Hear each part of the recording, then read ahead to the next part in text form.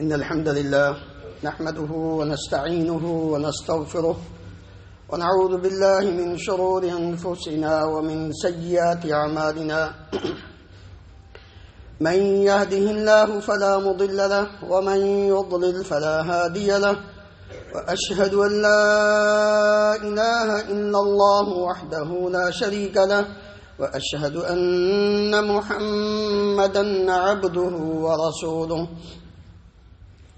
صلى الله تعالى عليه وعلى آله وأصحابه وبارك وسلم. يا أيها الذين آمنوا اتقوا الله حق تقاته ولا تموتن إلا وأنتم مسلمون.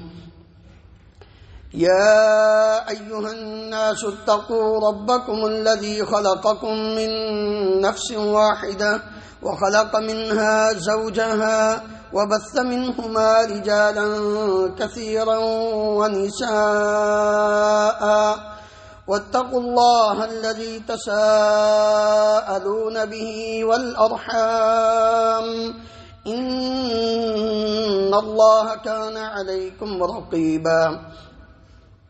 يا أيها الذين آمنوا اتقوا الله وقولوا قولا سديدا يصلح لكم أعمالكم ويغفر لكم ذنوبكم ومن يطع الله ورسوله فقد فاز فوزا عظيما. أما بعد فإن خير الحديث كتاب الله وخير الهدي هدي محمد صلى الله عليه وسلم وشر الأمور محدثاتها وكل محدثة بدعة وكل بدعة ضلالة وكل ضلالة في النار. رب اشرح لي صدري ويسر لي أمري واحلل عقدة من لساني يفقه قولي. اللهم انفعنا بما علمتنا وعلمنا ما ينفعنا وزدنا علما. سبحانك لا علم لنا إلا ما علمتنا إنك أنت العليم الحكيم. رب أوزعني أن أشكر نعمتك التي أنعمت علي وعلى والدي وأن أعمل صالحا ترضاه وأصلح لي في ذريتي إني تبت إليك وإني من المسلمين. رب أعوذ بك من همزات الشياطين وأعوذ بك رب أن يحضرون.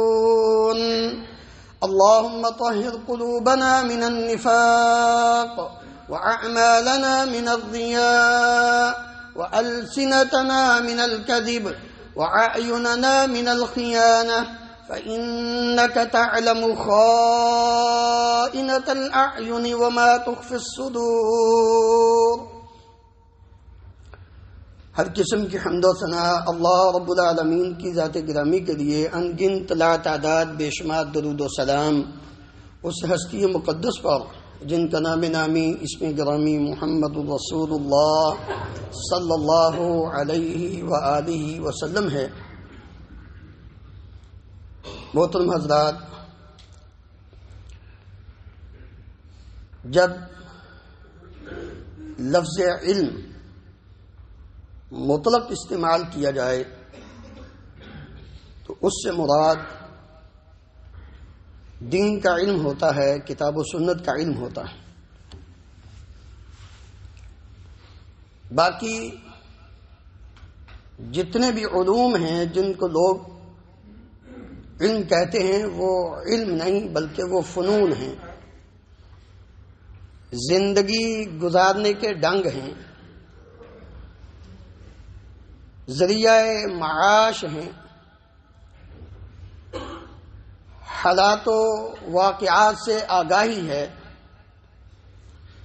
کسی نے اس بدن کے بارے میں جاننے کی کوشش کی تو کسی نے جغرافیائی علم کو اس کے متعلق آگاہی حاصل کی، کوئی شخص دنیاوی جو ضروریات ہیں ان کے حوالے سے دوسروں سے پوچھ گچھ کرتا ہے، پوچھتا ہے،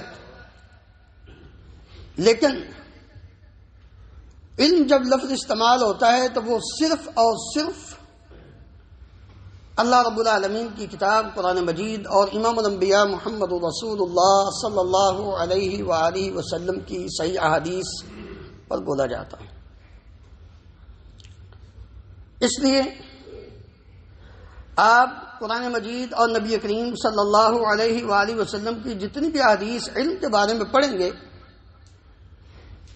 جو فضائل، اہمیت، ضرورت بیان کی گئی ہے، اس سے مراد دین کا علم ہے، جس سے آج امت مسلمہ دور ہوتی چلی جا رہی ہے۔ محترم بھائیو، اس علم کا منبع اور سرچشمہ اللہ رب العالمین کی ذات بابرکات ہیں۔ انبیاء کرام علیہم الصلاۃ والسلام بھی اپنے رب سے اسی علم کا سوال کرتے رہے۔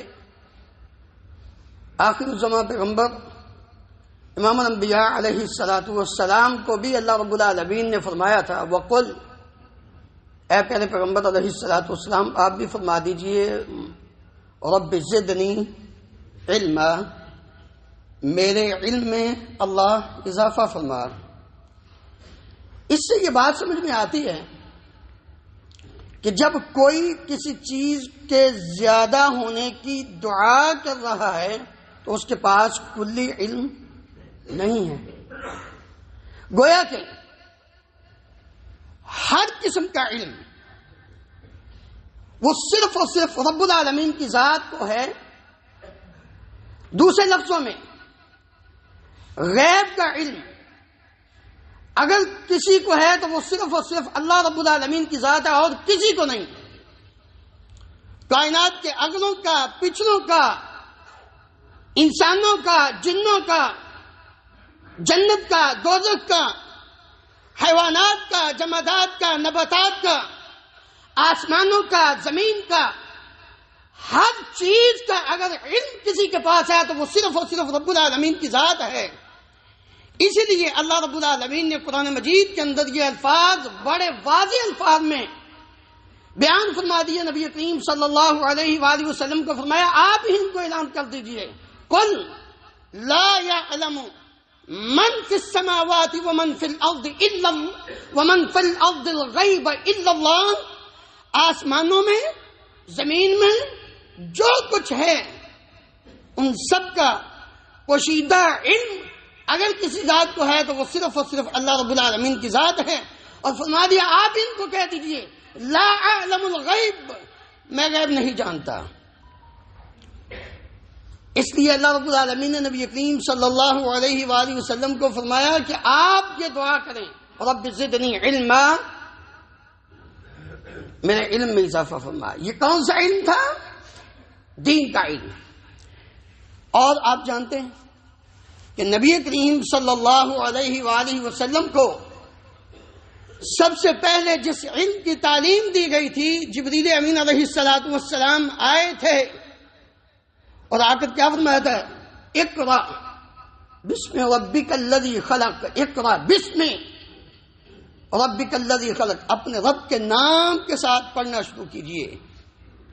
خلق الانسان من علق، اقرا وربک الاکرم الذي علم بالقلم علم الانسان ما لم يعلم، اپنے اس رب کے، کیونکہ سب سے پہلے آدم علیہ السلام کو بھی علم دیا، جو چاہا رب العالمین نے وہ اللہ نے دیا۔ وعلم آدم الاسماء كلها ثم عرضهم على الملائكة فقال انبئوني باسماء هؤلاء ان كنتم صادقين۔ آدم علیہ السلام کو علم دیا تو رب العالمین نے، اور نبی کریم صلی اللہ علیہ وآلہ وسلم کو اللہ تعالیٰ نے فرمایا وَعَلَّمَكَ مَا لَمْ تَكُنْ تَعْلَمْ، اللہ نے آپ کو وہ علم دیا جو آپ نہیں جانتے تھے. جو پہلے سے جانتا ہو اس کو بتانے کی ضرورت ہی نہیں ہوتی. اس لیے اللہ رب العالمین سے ہمیشہ علم کے اضافے کی دعا کرتے رہنا چاہیے. یہی نبوی طریقہ ہے. آخر یہ علم جس کی اہمیت اور ضرورت کتاب و سنت میں اتنی بیان کی گئی ہے، کیوں اس کو سیکھنا چاہیے؟ آج ضرورت ہے. اللہ اکبر. ایک آدمی، اس کے 4 بیٹے، ایک بیٹا ڈاکٹر بن گیا، ایک بیٹا انجینئر بن گیا، ایک بیٹا پائلٹ بن گیا، اور ایک بیٹا دین کا عالم بن گیا. دوست ملنے کے لیے آتا ہے، کوئی اولاد بیٹے کیا کرتے ہیں؟ ماشاءاللہ جی ماشاءاللہ بہت کامیاب ہیں. کیا ہوا ہے؟ کہتا ہے بڑا بیٹا ڈاکٹر ہے، دوسرا بیٹا انجینئر ہے، اور تیسرا بیٹا، ذرا سوچ دیکھیے آج بھی مسلمانوں کی، تیسرا بیٹا پائلٹ بن گیا ہے، اور یہ جو چوتھا بیٹا نا، یہ جو 11 ہے نا، یہ نکما ہے. تو کیا ہوا؟ یہ نہیں پڑھا، یہ مسجد کا امام ہے، یہ مسجد کا امام. یہ ہماری سوچ ہے. وہ بڑا سمجھدار تھا جو دوست تھا، وہ کہنے لگا وہی اگر یہ نکما ہے تو اس کو گھر سے نکالو. کہنے لگا اس کو گھر سے کیوں نکالوں؟ روٹی تو اسی کے پاس کھاتا ہوں، روٹی اسی کے پاس کھاتا ہوں. دوسرے جو تینوں ہیں وہ تو سارے اپنے اپنے کاموں پہ، اپنی بیگمات کو ساتھ لے کر اپنے اپنے کاموں پہ. ان کا نکمے کے پاس رہتے ہو پھر باتیں کرتے ہو. دنیا کا بڑا انسان، ماں باپ اس سے بات کرتے ہوئے ڈرتے ہیں کہ کہیں اس کی گستاخی نہ ہو جائے، یہ ناراض نہ ہو جائے. اور دین کا پڑھا ہوا بیٹا یا بیٹی وہ اپنے ماں باپ سے بات کرتے ہوئے ڈرتا ہے کہیں ماں باپ کی گستاخی نہ ہو جائے اور رب العالمین ناراض نہ ہو جائے. اس لیے دین کا علم سیکھنا چاہیے. اور یہی وہ بات تھی جو امام الانبیاء محمد رسول اللہ صلی اللہ علیہ وآلہ وسلم نے فرمایا تھا. صحیح مسلم کی روایت، طلب العلم فریضۃ علی کل مسلم. علم کا حاصل کرنا ہر مسلمان مرد ہو یا عورت ہو اس پر فرض ہے. بنیادی علم اگر ہم جانیں گے نہیں، دین کی طرف آئیں گے نہیں، ہمیں کیسے پتہ چلے گا نماز کیسے پڑھنی ہے؟ ہمیں کیسے پتہ چلے گا ہم نے حج کیسے کرنا ہے؟ ہمیں کیسے پتہ چلے گا ہم نے زکوٰۃ کیسے دینی ہے؟ بنیادی علم. کتنے افسوس کے ساتھ یار آج نوجوان بیٹے اور بیٹیاں جوانی کی دہلیز پر قدم رکھتے ہیں، ماں باپ کو نہیں علم ہوتا کہ ان کی کیسے ہم نے رہنمائی کرنی ہے. کیوں؟ دین کا پتہ ہی، ہم نے دین کی طرف کبھی سوچا ہی نہیں. وہ کتنے سال ایسے گزر جاتے ہیں ان کو اتنا نہیں پتا ہوتا کہ ہم نے غسل کیسے کرنا ہے، ہم نے طہارت کیسے حاصل کرنی ہے تاکہ ہماری نماز تو قبول ہو جائے. اس لیے آج خود بھی اور اپنی اولاد کو بھی اس طرف لگائیے کہ ہم کتاب و سنت کا علم حاصل کریں تاکہ ہمیں بنیادی چیزیں جو علم کے متعلق نبی کریم صلی اللہ علیہ وآلہ وسلم نے فرمائی ہیں ان کا ادراک ہو سکے، اس کے مطابق ہم اپنی زندگی ڈال سکیں اور اپنے آپ کو، اپنی دنیا اور آخرت کو بہتر بنا سکیں. اس لیے دین کا علم سیکھنا چاہیے تاکہ ہمارا مقام بھی اونچا ہو جائے. یاد رکھو اللہ رب العالمین نے بڑے واضح الفاظ میں فرما دیا، قل هل يستوي الذين يعلمون والذين لا يعلمون انما يتذكر اولو الالباب. دین کا علم آئے گا تو عقل آئے گی، ورنہ بیوقوفی، جہالت، اندھیرا. اللہ تعالیٰ فرما رہے ہیں کہ علم والے اور جاہل دونوں کبھی برابر نہیں ہو سکتے. اور یاد رکھو جس کے پاس علم آتا ہے وہ عقل والا. انما یتذکر اولو الالباب، یہاں اولو الالباب کا تعلق علم کے ساتھ. اپنے مقام کو اونچا کرنا چاہتے ہو رب العالمین کے نزدیک تو آئیے اللہ رب العالمین فرماتے ہیں یرفع اللہ الذین آمنوا منکم والذین اوتوا العلم درجات. درجے بلند ایمان والوں کے اور اہل علم کے اللہ رب العالمین کرے گا، جہالت نہیں، اس کا نہیں کوئی بھی درجہ بلند ہو سکتا۔ اسی طرح آج بھی جس کے پاس دین کا علم بے شک تھوڑا ہو لیکن حقیقی علم ہو، اس کے اندر رب العالمین کا ڈر اور خوف ہے۔ اگر حقیقت میں کوئی اپنے پروردگار سے ڈرتا ہے، اس کے اندر خشیت الہی ہے، تو وہ صرف اور صرف وہ انسان ہے جس کے پاس علم ہے۔ اللہ رب العالمین فرماتے ہیں انما یخشی اللہ من عبادہ العلماء۔ اللہ رب العالمین سے اگر حقیقی معنوں میں کوئی ڈرتا ہے تو وہ ایک عالم ہے جس کے پاس علم ہو، شہرت کا نہیں، دوسروں کے ساتھ مناظرے کا نہیں، دوسروں کو اپنے سے نیچا دکھانے کا علم نہیں۔ یہ علم نہیں، یہ جہالت ہے۔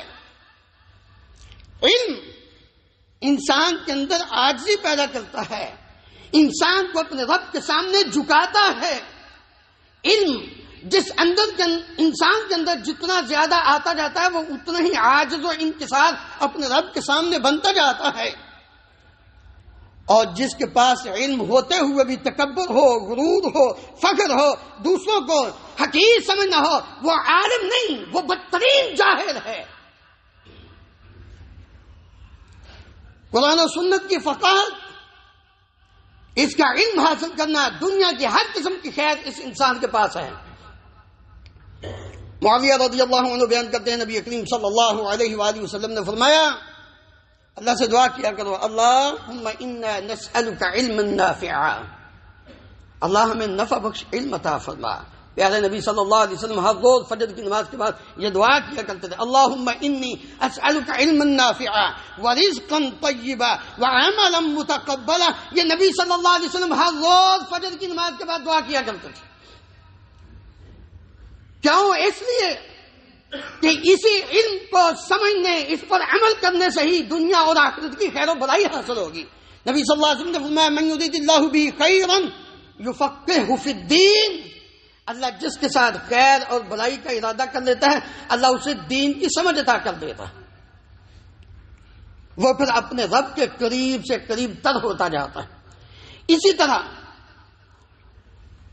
انسان دنیا میں کوئی بھی کام کرتا ہے نا، تو سب سے پہلے وہ اپنا فائدہ سوچتا ہے، اور اس کے ساتھ ہو سکے تو پھر دوسروں کا فائدہ بھی سوچتا ہے۔ دین کا علم جس انسان نے سیکھا، اس پر خود عمل کیا، دوسروں کو بتایا، نبی کریم صلی اللہ علیہ وآلہ وسلم نے مثال دے کے سمجھایا۔ 3 قسم کے لوگ ہیں۔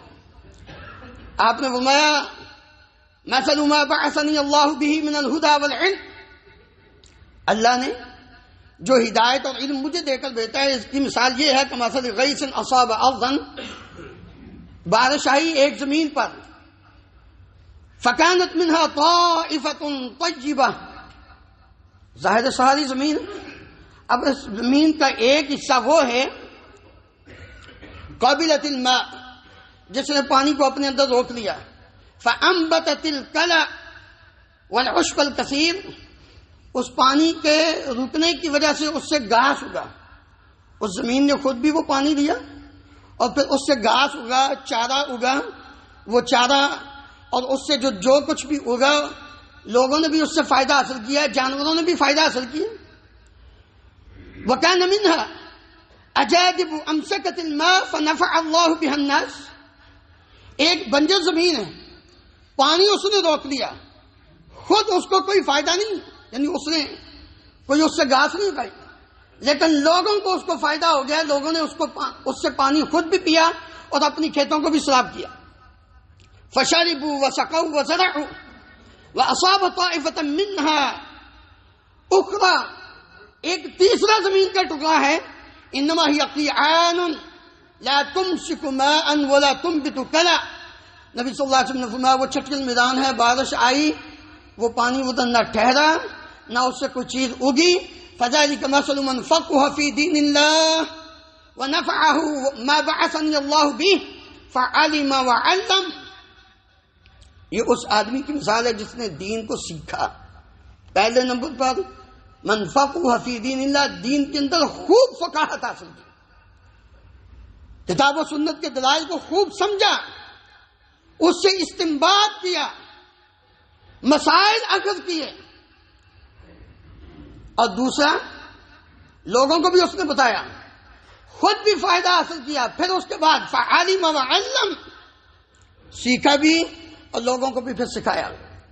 تیسرا نبی صلی اللہ علیہ وسلم نے فرمایا وَمَثَلُ مَن لَّمْ يَرْفَعْ بِذَلِكَ رَأْسًا وَلَمْ يَقْبَلْ هُدَى اللَّهِ الَّذِي أُرْسِلْتُ بِهِ، تیسرا وہ آدمی ہے جس نے اس کی طرف توجہ ہی نہ دی، درس ہو رہا ہے اٹھ کے چلا گیا، کوئی دھیان نہیں، صرف تعصب، ضد، عناد، کینہ کی وجہ سے تو میں کیوں سنوں، یہ تو فلاں جماعت کا ہے، یہ تو فلاں جماعت کا ہے۔ نہیں، دین کا علم جب انسان سیکھتا ہے، اس کو سمجھتا ہے، خود بھی اس کو فائدہ ہوتا ہے اور دوسروں کو بھی اس سے فائدہ ہوتا ہے۔ دین کا علم اس لیے بھی سیکھنا چاہیے کہ اس کے سیکھنے کے بعد جب اللہ رب العالمین اس کے ذریعے کسی کو ہدایت دیتا ہے، یہ دنیا کا مال و دولت، یہ ہیرے جواہرات، ان کی کیا حیثیت ہے؟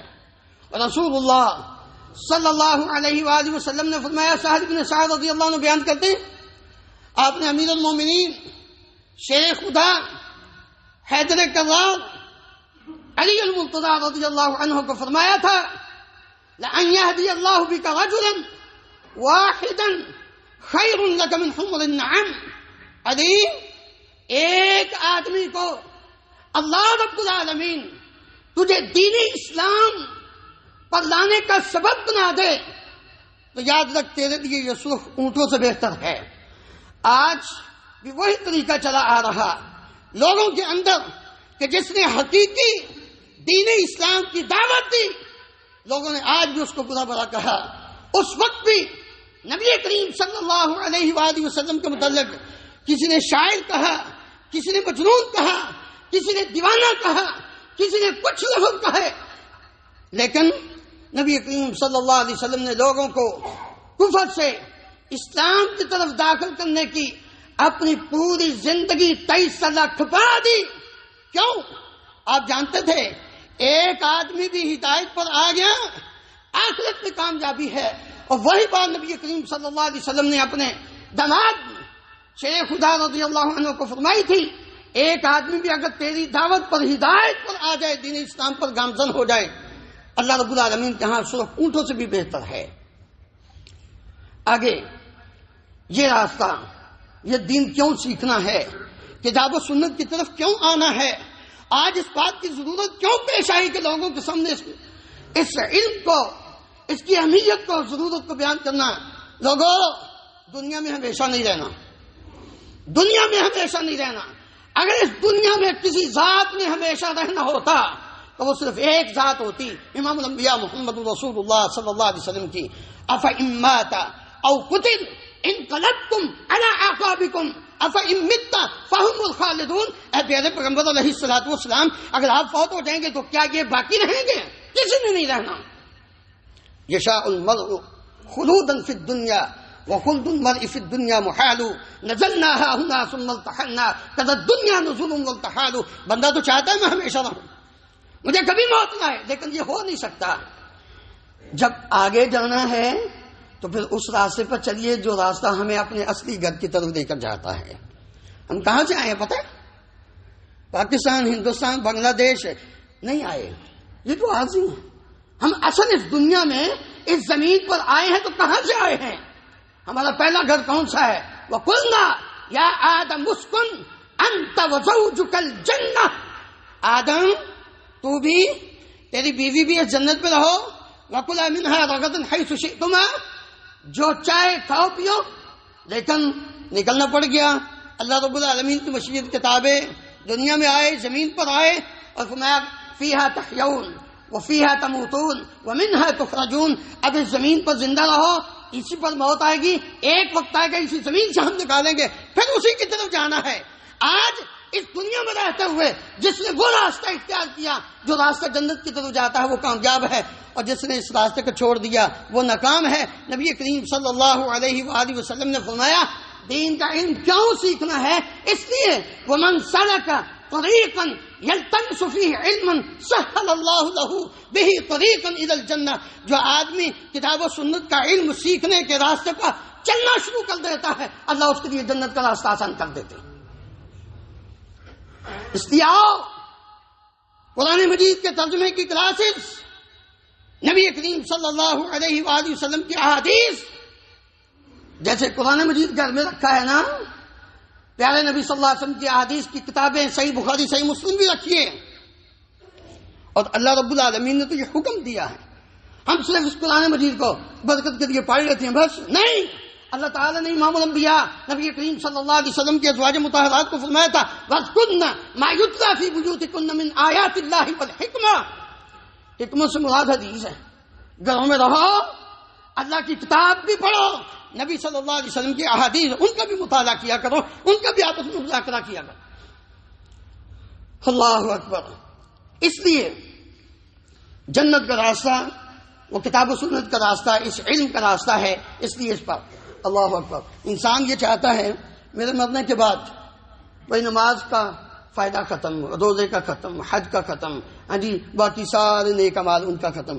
کیا کوئی بندہ یہ بھی چاہتا ہے کہ وہ دنیا سے جا چکا ہو اور اس کو اجر و ثواب اس کے مرنے کے بعد بھی ملتا رہے؟ عمل تو کیا نا، کیا کوئی شخص یہ چاہتا ہے؟ یقیناً جس مسلمان سے بھی پوچھئے وہ یہی کہے گا ہاں جی مجھے اجر تو ملنا چاہیے، میں عمل بھی نہ کروں، دنیا سے بھی جا چکا ہوں تو مجھے اجر ملتا رہے۔ نبی کریم صلی اللہ علیہ وآلہ وسلم نے فرمایا، ابو ہریرہ رضی اللہ عنہ بیان کرتے ہیں اذا مات ابن آدم انقطع عمله الا من ثلاث، جب بندہ فوت ہو جاتا ہے تو اس کے سارے نیک اعمال کا اجر و ثواب منقطع ہو جاتا ہے، تین کا باقی رہتا ہے۔ صدقۃ جاریہ، اپنی زندگی میں کچھ صدقہ کر دیا، مسجد بنا دی، پانی کا سلسلہ بنا دیا، کوئی لوگوں کے لیے خیر خائی رفع عامہ کا کام کر کے جس سے لوگوں کو فائدہ ہوتا ہے، صدقہ جاری، جب تک وہ عمل جاری رہے گا اس کو برابر ثواب ملتا رہے۔ دوسرا او علم ينتفع به، وہ علم کتاب و سنت کا علم جو لوگوں کو سمجھایا گیا پڑھایا گیا، جب تک یہ سلسلہ آگے چلتا رہے گا اس کے شاگرد طالب علم اسٹوڈنٹس آگے یہ چلتا رہے گا، برابر اس کو اجر و ثواب ملتا رہے گا۔ یہ دین کا علم، بایو کیمسٹری فزکس کا نہیں، ہاں اس کو اگر کتاب و سنت کے ساتھ ملا کر اسلام کی حقانیت کو اجاگر کرے گا، یقیناً اس کا بھی اس کو ثواب ملے گا۔ آج جس کا ڈاکٹر ذاکر نائک حفظہ اللہ کر رہے پڑھو، کون روکتا ہے کہ تم دنیا نہ پڑھو؟ نبی کریم صلی اللہ علیہ وآلہ وسلم نے اپنے صحابہ کو دنیا پڑھنے کا حکم دیا تھا، پڑھو۔ جب یہودیوں کی خباثت، ان کی بدبختی، ان کی دیسا کہانیاں جو تھی، جب انہوں نے اسلام کے خلاف پروپیگنڈے شروع کیے اپنی زبانوں میں، تو نبی کریم صلی اللہ علیہ وآلہ وسلم نے حضرات صحابہ کرام کو فرمایا تھا دوسری زبانیں سیکھو، انگلش کس نے منع کیا ہے؟ باقی زبانیں فارسی سیکھو، جاپانی سیکھو، ساری زبانیں سیکھو، تاکہ تمہیں یہ موقع ملے کہ تم اپنا دین جو کتاب و سنت کا دین ہے لوگوں کو بتا سکو۔ نبی صلی اللہ علیہ وسلم نے صحابہ کو فرمایا تھا وہ زبان عبرانی زبان سیکھو، لیکن اس زبان کے سیکھنے سے دین کو مقدم رکھو، دین کی آبیاری کرو، پھر دیکھو اس میں تمہیں اجر و ثواب ملے گا، یقیناً ملے گا۔ او ولد صالح، ان الفاظ پر غور کیجیے، او ولد صالح یدعو لہ، آخری بات، انسان کو ماں باپ خصوصی طور پر متوجہ ہوں اس وقت، انسان کو اس کے مرنے کے بعد، فوت ہونے کے بعد کوئی چیز فائدہ دیتی ہے تو اس کی نیک اولاد کی دعا اس کو فائدہ دیتی ہے۔ اولاد کی تربیت کرو، کیسی تربیت؟ جب ہم اولاد کو دین سے نہ آشنا رکھیں گے پھر یہ اولاد ہمارے لیے کیسے دعا کرے گی؟ آج کتنے خاندان ہیں کہتے جی بیٹا ہمارے سامنے آنکھیں نکالتا ہے، بھائی آپ نے اس کو سمجھایا کیا ہے؟ اس کو کبھی کتاب و سنت کی طرف بھی لائے ہو؟ نبی کریم صلی اللہ علیہ وسلم کی سیرت بھی، اللہ اکبر، مجھے واقعہ یاد آ گیا، میں نے پچھلے دنوں بھی بیان کیا تھا۔ ایک ٹیچر نے سارے اسٹوڈنٹ سے یہ پوچھا کیا بننا چاہتے ہو؟ کسی نے کچھ، کسی نے کچھ، کسی نے کچھ. ایک بچے نے کہا میں صحابی بننا چاہتا ہوں. اللہ اکبر، میں صحابی بننا چاہتا ہوں. اس نے رونا شروع کر دیا گھر جا کر. ٹیچر نے صحابی؟ انہوں نے کہا بیٹا تم یہ صحابی کیوں بننا چاہتے ہو؟ اس نے کہا اس لیے کہ میری ماں روزانہ رات کو مجھے ایک صحابی کا واقعہ پڑھ کر سناتی ہے، اس کی شجاعت کا، اس کی بہادری کا، اس کے زہد کا، اس کے تقوی کا، اس کی دینداری کا، اس کے نیک عمل کا. میں بھی چاہتا ہوں میں بھی اس طرح کا بنوں. ہم نے بھی کبھی ایسا کیا؟ ہمیں تو ٹی وی سے فرصت نہیں ملتی، رات کو موبائل دیکھتے دیکھتے اس ذریعے ہم سو جاتے ہیں. ہماری تو یہ حالت ہے. ہم نے بچوں کو کیا سکھانا ہے؟ ہم نے اپنی ماں سے بچپن میں جب ہم 3 سال کے 4 سال کے ہوئے اس وقت تک ہم نے رات سونے کی دعائیں، فجر اٹھنے کی دعائیں، مسجد کی دعائیں، گھر سے نکلنے کی دعائیں، نماز ساری پڑھ لی تھی، سیکھ لی تھی، زبانی یاد کر لی تھی. کیوں ہوا تھا؟ آج کسی بچے سے پوچھ کر دیکھ لو، پتہ ہی نہیں. کیوں؟ کہ ہم نے کبھی یہ سوچا ہی نہیں کہ ہمارے مرنے کے بعد ہمارا پیچھے بھی کوئی ہوگا کہ نہیں ہوگا. ہمیں تو دنیا کی پڑی ہوئی ہے. اس لیے دین کا علم خود بھی سیکھو، اپنی اولاد کو بھی استفلاؤ، تاکہ تمہارے دنیا سے جانے کے بعد بھی تمہارے حق میں ہاتھ اٹھا کر دعا تو کر سکے. یاد رکھو جو اولاد اپنے ماں باپ کے لیے دعا نہیں کرتی وہ نیک نہیں ہے، بد ہے. اس کو اتنا ہی نہیں پتا. یہ نبی صلی اللہ علیہ وسلم کی حدیث کی روشنی میں ولدن، آپ نے مطلق لفظ اولاد کا استعمال کیا ہوتا، بات اور تھی. فرمایا ولدن صالح، نیک اولاد، یدعو له، سبب بیان کیا جو اس کے لیے دعا کرتی ہے. اس لیے تو کسی بندے نے اللہ تعالیٰ سے پوچھا یا اللہ میں نے عمل تو کیا نہیں، یہ درجہ کیسے بلند ہو گیا؟ اللہ تعالیٰ فرماتے ہیں استغفار ولدک لک، تیری اولاد نے تیرے لیے یہ بخشش کی دعا کی ہے، اس لیے تیرا درجہ بلند ہو گیا ہے. میرے دل بھائیوں، اس دین کا علم اس لیے بھی سیکھنا ہے تاکہ ہم یہ دنیا کے اندر جو اللہ رب العالمین کی لعنت ہے اس سے محفوظ ہو جائیں. کیونکہ یہ دنیا اور دنیا کے اندر جو کچھ ہے، اگر یہ آپ کو آپ کے رب سے دور کر رہی ہے، رب کی یاد سے غافل کر رہی ہے، تو نبی صلی اللہ علیہ وسلم نے فرمایا الدنیا ملعونۃ ملعون ما فیہا، یہ دنیا ساری کی ساری لعنتی ہے، اور دنیا کے اندر جو کچھ ہے اس پر بھی لعنت ہے. لعنت کا مطلب رب کی رحمت سے دور. اللہ کی رحمت نہیں ہے اس بندے پر جس پر لعنت ہوتی ہے. اگر لعنت سے بچنا ہے تو نبی کریم صلی اللہ علیہ وسلم نے فرمایا الا ذکر اللہ وما والہ، اللہ کا ذکر، وہ قرآن مجید ہے، سبحان اللہ، الحمدللہ، لا الہ الا اللہ، اللہ اکبر، دیگر اذکار، دروشی، یہ سارا کچھ یہ اللہ کے ذکر، اس پر لعنت نہیں ہے. وما والہ، جو ذکر کو کرتے ہیں، اللہ کو یاد رکھتے ہیں، وہ لعنتی نہیں. جو دنیا اللہ کے ذکر سے انسان کو دور کر دیتی ہے وہ دنیا بھی لعنتی ہے، اور یہ انسان بھی لعنتی ہے کیونکہ یہ اپنے رب کو بھول چکا ہے. اور نبی صلی اللہ علیہ وسلم نے فرمایا وعالما، دین کا عالم جو دین کا علم سیکھتا ہے اور اس کے مطابق عمل کر کے زندگی بسر کرتا ہے، یہ بھی لعنت سے محفوظ ہے. اور متعلما، یا دین کا علم سیکھنے والا اسٹوڈنٹ جو ہے یہ بھی لعنت سے محفوظ ہے. اللہ رب العالمین مجھے بھی اور آپ کو کتاب و سنت کا علم سیکھنے، اس پر عمل کر کے زندگی بسر کرنے کی توفیق عطا فرمائے.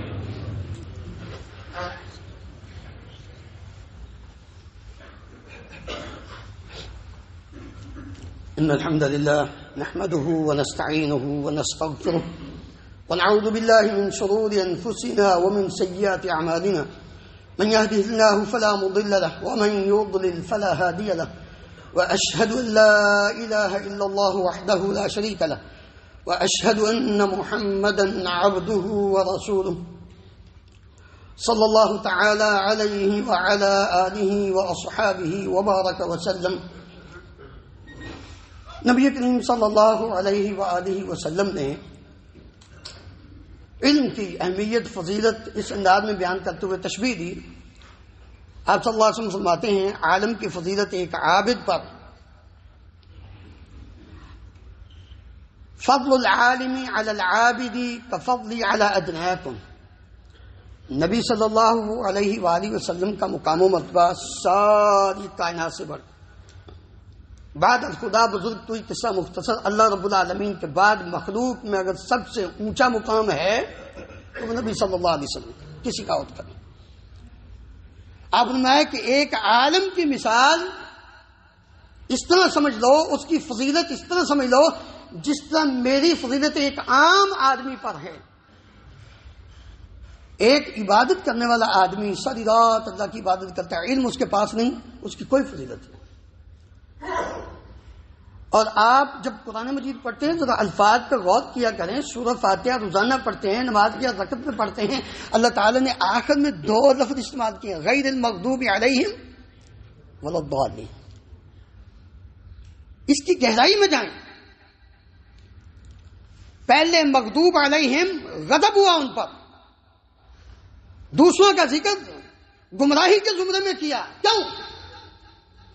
اس لیے کہ مغضوب علیہم یہودی عالم تھے، بد عمل تھے، علم تھا عمل نہیں تھا۔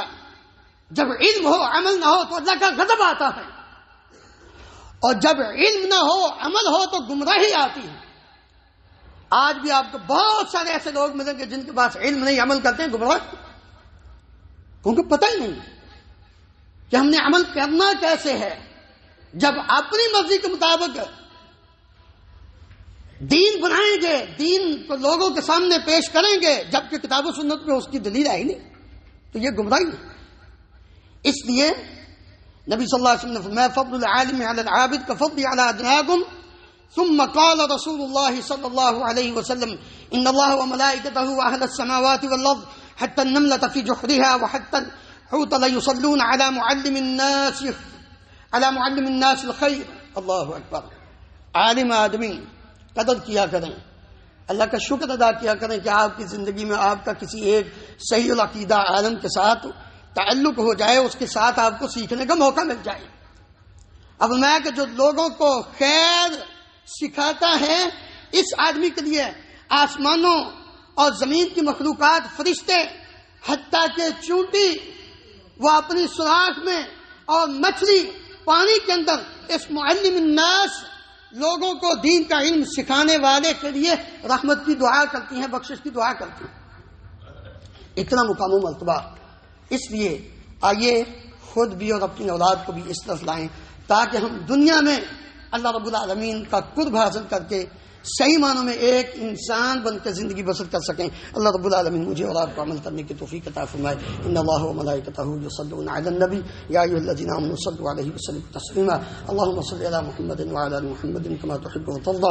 اللهم اغفر لنا وللمؤمنین والمؤمنات والمسلمین والمسلمات الاحیاء منهم والاموات۔ اللهم اشف مرضانا ومرضى المسلمين، اذهب الباس رب الناس واشف انت الشافي لا شفاء الا شفاؤك شفاء لا يغادر سقما۔